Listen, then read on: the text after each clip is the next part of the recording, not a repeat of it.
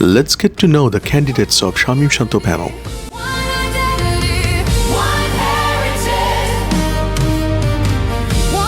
Executive member পদপ্রার্থী আমির হোসেনের কাছ থেকে কিছু শোনা যাক।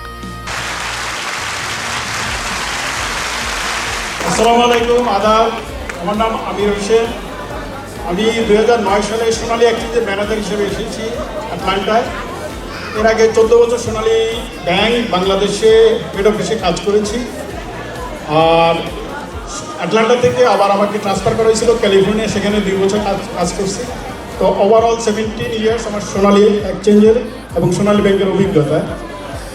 এরপরে আমি ব্যাংক ছেড়ে ব্যবসায় যুক্ত হয়েছি। 2012 থেকে 2024-25 পর্যন্ত আমি মূলত ব্যবসা নিয়ে একটু ব্যস্ত থাকার কারণে আমি কমিউনিটিতে সেভাবে সময় দিতে পারিনি।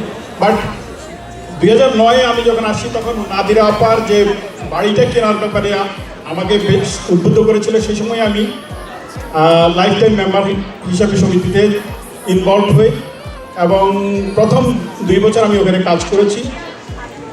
ইদানিং আমার ভিতরে এক ধরনের অনুপ্রেরণা বা আই এম সেলফ ইন্সপায়ার্ড যে কমিটিতে এক ধরনের যে মিশন নিয়ে শামীম শান্ত প্যানেল যেটা আসছে, এটা আমাকে খুব ভালোভাবে নাড়া দিয়েছে।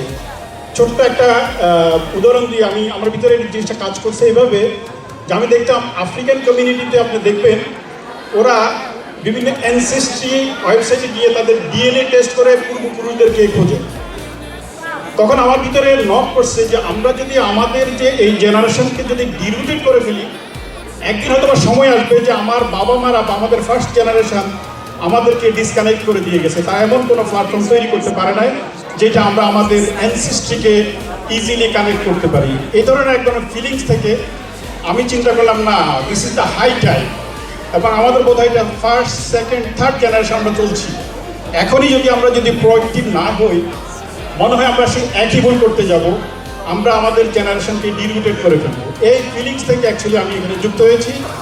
এবং আপনারা খেয়াল করে দেখবেন আমরা চেষ্টা করেছি আমাদের বাংলাদেশের কমিউনিটির ভিতরে যেই গ্যাপটা আছে সেগুলিকে সবগুলোকে অ্যাকোমোডেট করে একটা ইনক্লুসিভ কমিউনিটি ডেভেলপ করার জন্যই আমরা এখানে একীভূত করেছি।